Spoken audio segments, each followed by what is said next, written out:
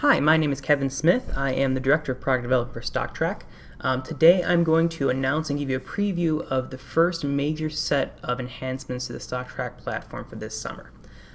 This we're calling our engagement update, where we have a huge number of new features that are designed specifically to keep your students more engaged with the class projects and more likely to be exploring StockTrak as a whole. Now, the first major change comes to our assignments feature. We're adding something called rewards and prerequisites. So using these two features together gives you a whole new way to keep your students engaged and make sure they complete all of their classwork on time, specifically the stuff that's regarding their StockTrak portfolio. One of the biggest drivers behind this was to make sure that students would not just log into StockTrak the first week of class and then kind of forget about their portfolio.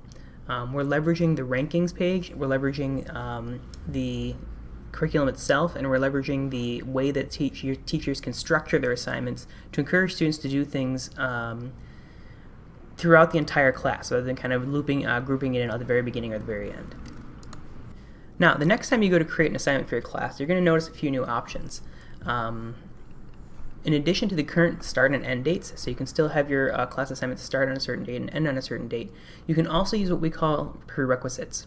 So a prerequisite means that your students need to finish some other assignment before this one can appear. One example of this would be if I have one assignment that asks my students to read some of my tutorials, for example, I can say you need to finish these assignments before you start making your trades. So if they start trading before they know what they're doing, it doesn't count. You can also couple this with the new system called rewards. So the rewards would let you say that when your student completes this assignment, they would get an extra $100 or $1,000 added to their stock portfolio.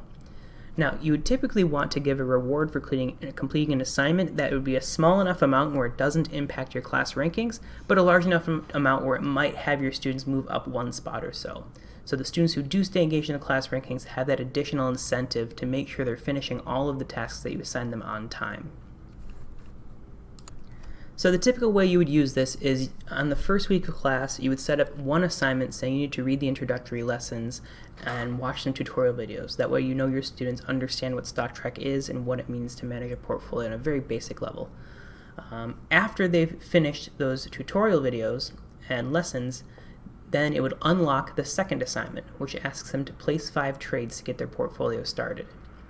Then for the rest of your class, you'll have another assignment that starts 1 week later, where you have them 1 week sequentially for each other, where students are asked to log in and place 2 limit orders each week, just to make sure they're logging in, watching their portfolio, making minor updates. You don't want them constantly trading necessarily, but you do want them to be paying attention and making sure that their orders are updated. And you'll give them some small bonus for doing so. So $500, depending on the size of the portfolio of your students starting on. Enough where a student might move up 1 place or 2 places if they complete the bonuses on time, but not enough to where the student who's going to be in first place will have outstripped everyone else just because of the assignment rewards. The class rankings on StockTrak generally are the most engaging. This is where the students are most frequently checking to see how they're doing compared to the rest of the class. So by leveraging these rewards and prerequisites, then you can do a very good job of making sure the students are staying engaged in the long term. This leads directly to our other half of this equation, which we call badges.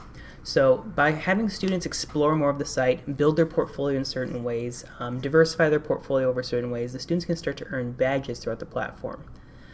Let me show you how this works. When your students, or you as the professor, log into your next class, you'll notice under Dashboard there's a new menu item that says Achievements. The achievements will load a certain number of things that we will reward your students for doing. They don't get any cash rewards, it doesn't impact their portfolio, but they can earn badges each time they do it. By clicking any of these options down here, they can see what they need to do to obtain this badge. So for example, to get my US Stock Trader Level 1 badge, I need to make 5 US stock trades. So if I go to the trading page, and I trade a US stock,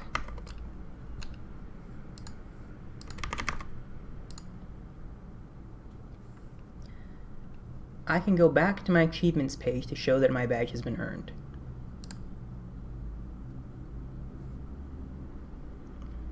Now by clicking a badge, I can set it as active. When I have an active badge, you can see it appears at the top of the page here, and if I go to my rankings page, it appears for the rest of my class as well. That way your students can differentiate themselves a little bit more, and if a student does things that the other students don't, they'll be earning different badges to give a little bit more differentiation as well. For example, students can earn different badges if they focus on trading healthcare stocks, or different ones if they're focusing on durable goods. There's also different badges for trading certain types of derivatives, futures, and options if they get into forex trading. As they go through the curriculum library and the personal finance lessons in particular, they'll earn certain badges after completing certain combinations of lessons. There's also other badges in here that aren't listed as direct achievements, like all the different types of sectors they can earn different badges for. There's over 150 different badges in total. Now, if you as a professor don't want to be using badges for your class, we also handle that too. Next time you go to create your class, there's one of the options that just says turn badges off. In that case, they're going to disappear from the menu and your rankings page. Your students will still be able to earn badges, so if your students are participating in our national challenges, if they're participating in more than one class, then the badge can still appear for their other classes, and the actions they take in your class still carry over. So there's a lot to do for engagement for students who are in multiple classes, and a lot to make sure that the students can get a little bit more differentiation on the rankings page.